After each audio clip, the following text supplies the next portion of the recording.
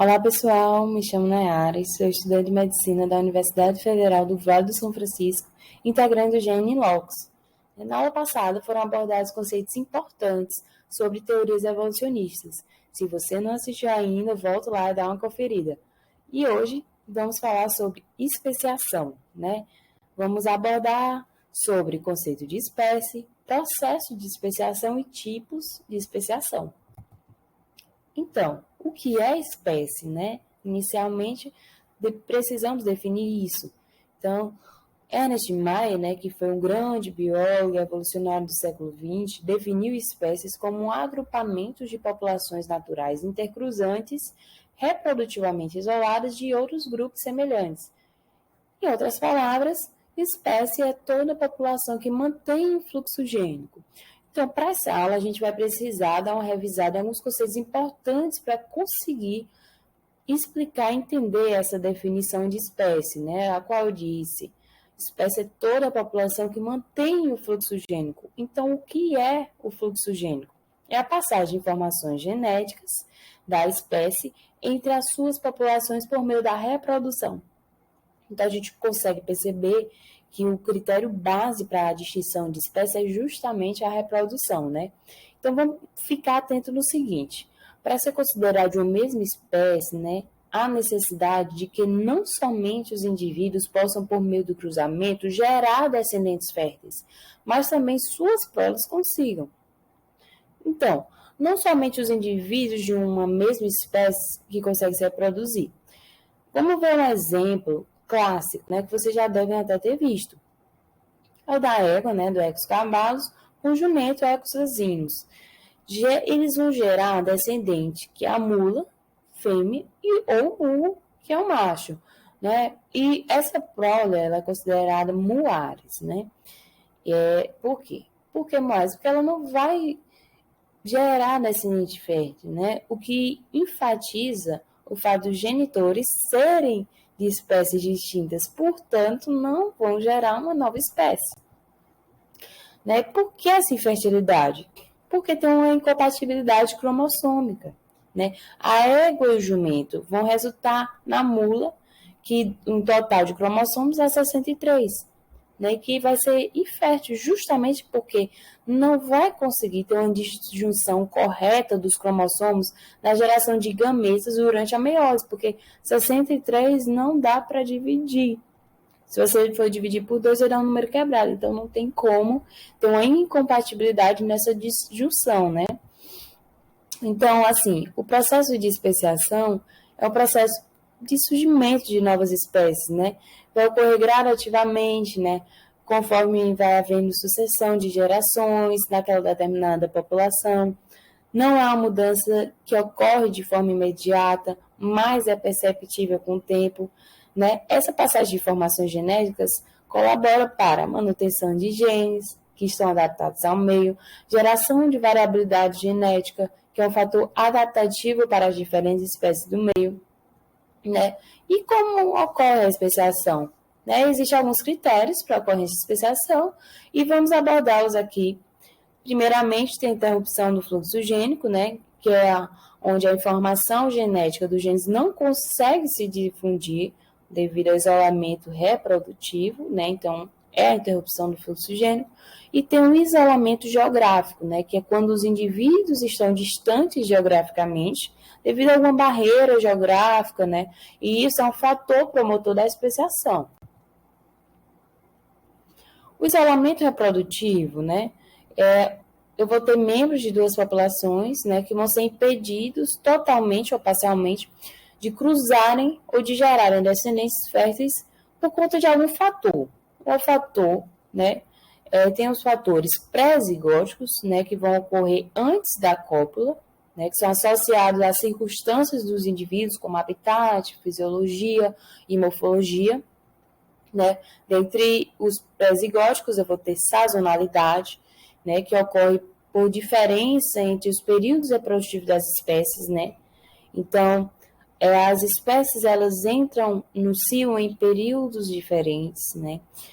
Tem um outro processo pré-zigótico, que é o etológico, né, que vai estar relacionado ao comportamento interespécies, né, referentes à reprodução, né, existe principalmente nos vertebrados, né, sobretudo nas aves, embora também sejam conhecidos que nos insetos também possa haver esse processo etológico, né? Então, ocorre muito pelo reconhecimento dos feromônios, né? Um exemplo clássico. E outro fator pré-zigótico é justamente o mecânico, né? Que vai se referir à incompatibilidade de órgãos de cópula, né? Ocorre um mecanismo muito importante nos artrópodes, né? Que eles têm genitálias rígidas e exoesqueleto. Mas também tem os gastrópodes, anelídeos, hermafroditas, que também são exemplos dos fenômenos pré-zigóticos mecânicos. Tem também os pós-zigóticos, né, que vão contribuir para essa especiação, que ocorrem após a cópula, né? Então, ele geralmente está associado a fatores genéticos, né? Então, inviabilidade do híbrido, né? Que o híbrido ele não se adapta ao meio ambiente devido ao acúmulo de mutações genéticas e chega a óbito, né? Tem também a infertilidade do híbrido, que é quando o híbrido não gera descendência devido à infertilidade. Né? Normalmente está relacionada à não disjunção correta dos gametos durante a meiose. Então, os tipos de especiação.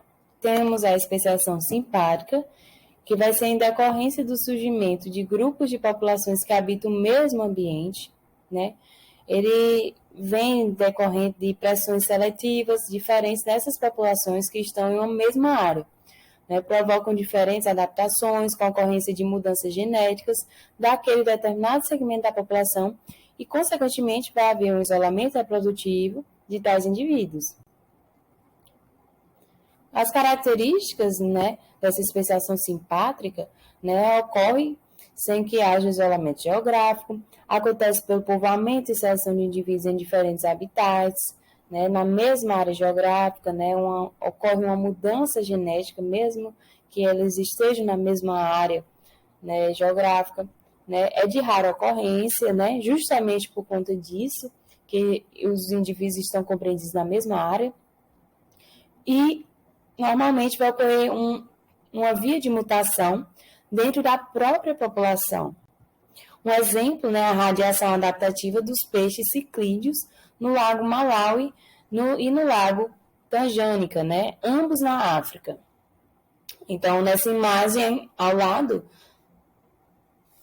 você consegue ver diversos peixes ciclídeos, né, do Lago Malawi, né? Tem várias espécies diferentes, 5, né? Cada uma tem características diferentes, né? Eles se alimentam de, de, de formas diferentes. Né? O segundo tipo de especiação é a especiação alopátrica, né? E ela está vinculada a uma barreira, um acidente geográfico que impossibilita fisicamente o contato entre populações de uma mesma espécie. Né, ela vai ocorrer de uma forma direcionada e inicialmente tem a ocorrência de uma barreira geográfica que vai promover diferentes pressões seletivas oriundas da seleção natural, seguida de um isolamento reprodutivo e posterior interrupção do fluxo gênico, né? Então vai dar origem a uma nova espécie. As características da especiação alopátrica é porque ela está associada diretamente ao isolamento geográfico, é causada por uma barreira geográfica, né, que pode ser um rio, uma montanha, depressão, uma floresta. Né? A pressão seletiva da seleção natural de ambientes diferentes seleciona indivíduos de forma diferente, né? Estabelece, então, um isolamento reprodutivo após as diferentes pressões e seleções do meio. Um exemplo clássico, né, ocorreu nas Ilhas Galápagos, né, com os tentilhões estudados por Charles Darwin.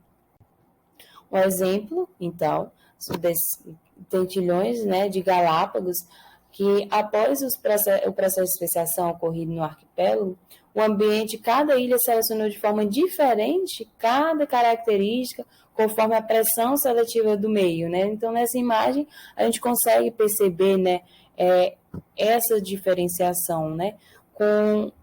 Com 10, né? Aqui podemos contar 10 espécies diferentes, né? E Temos também a especiação peripátrica, que vai se assemelhar muito à especiação alopátrica, né? Vai ocorrer em populações pequenas, né? Em comparação com a alopátrica. Então, já tem uma diferenciação entre as duas aí.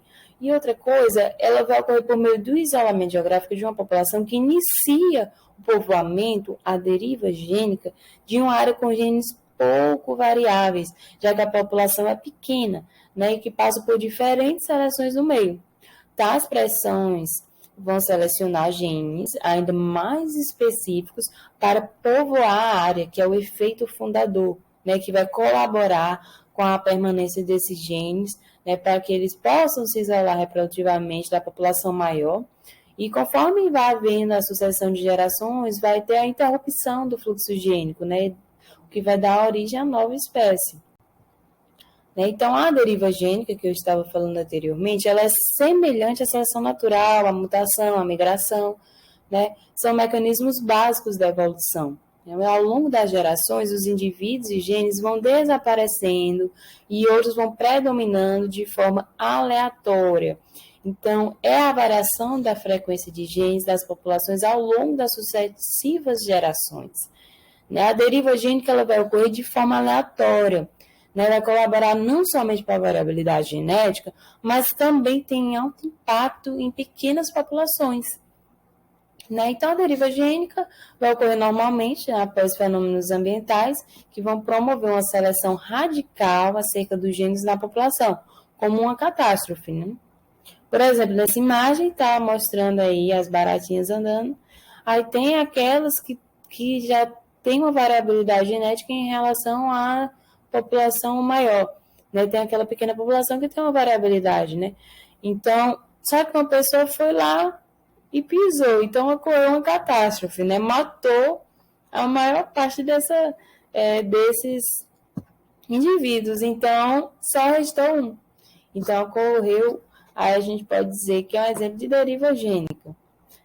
Temos também o efeito fundador, que vai ocorrer quando poucos indivíduos iniciam a colonização de certa área. Esse ímpeto colonizador pode levar ao isolamento reprodutivo e, consequentemente, à formação de uma nova espécie. A característica da especiação peripátrica é que vai ocorrer em pequenas populações, é mais rápida que a especiação alopátrica, por ocorrer em pequenas populações justamente por isso, e tem o efeito da deriva gênica, que é o mais perceptível, e também a atuação do efeito fundador. A especiação parapátrica vai acontecer pela segmentação da população de uma mesma espécie em ambientes adjacentes, próximos. Nesses ambientes vai ter uma diferenciação em relação às pressões no meio, que vão selecionar de forma diferente características adaptativas. Momentaneamente, não há isolamento geográfico total, devido à possibilidade de existência de zonas híbridas, que são áreas de geração de híbridos em casuais contatos. Mas, gradativamente, tal zona vai servir de barreira da interrupção do fluxo gênico após esse estabelecimento do isolamento reprodutivo. As características da especiação parapátrica é que ela vai ocorrer quando duas populações de uma mesma espécie se dividem em ambientes diferentes, porém são contíguos, são vizinhos, adjacentes. Por estarem próximos, podem existir algumas áreas que haja reprodução com geração de híbridos. Essa área é denominada de zona híbrida, que conforme haja a especiação, diferenciação dos indivíduos, ela vai servir posteriormente como uma barreira de interrupção do fluxo gênico. Um exemplo da especiação parapátrica é o caso da grama de Anthotaxutum, que por adaptar-se aos solos mais ricos em metais, desenvolveu a possibilidade de maturação de gametas sazonalmente da espécie anterior, isolando-se reprodutivamente. Então, a gente consegue ver aí essas imagens, Olha essa imagem do lado direito, você vê o solo não contaminado e o resíduo de mina. Então, tem uma espécie que está se desenvolvendo no resíduo de mina e outra no solo não contaminado. A gente vê que a barreira entre elas estão em regiões vizinhas, Então, tá aí a classificação, né, o exemplo clássico de especiação parapátrica, porque estão próximos, né, regiões vizinhas, né? Então, dá uma paradinha aí no vídeo, printa a tela, que aqui tem um resumão sobre as especiações, né, a alopátrica, peripátrica, parapátrica e simpátrica, né, mostrando a população original, o passo inicial da especiação, a evolução do isolamento reprodutivo, como acontece em habitat isolado, adjacente, dentro da população, em isolamento, e a formação de novas espécies, né? Então, dá uma printada aí na tela para memorizar isso, depois dá uma olhadinha, né? Para ver se está lembrando de tudo mesmo. Então, vamos revisar, né? A revisão da aula de hoje. Falamos sobre o conceito de espécie, né? O fluxo gênico, a geração de descendentes férteis. Falamos do processo de especiação, que pode ocorrer pelo isolamento geográfico, isolamento reprodutivo e fatores pré-zigóticos e pós-zigóticos. E falamos sobre os tipos de especiação, que temos a simpátrica, a alopátrica, parapátrica e peripátrica. Então, pessoal, aqui estão as referências da aula, né, que utilizamos para montar essa aula de hoje. E obrigada, e vão conferir o questionário, né, vão fazer o questionário que está no link logo abaixo, para vocês consolidarem esse aprendizado. Então, dá uma conferida no nosso questionário e depois no nosso vídeo de resolução desse questionário referente à aula de hoje. Obrigada e até mais.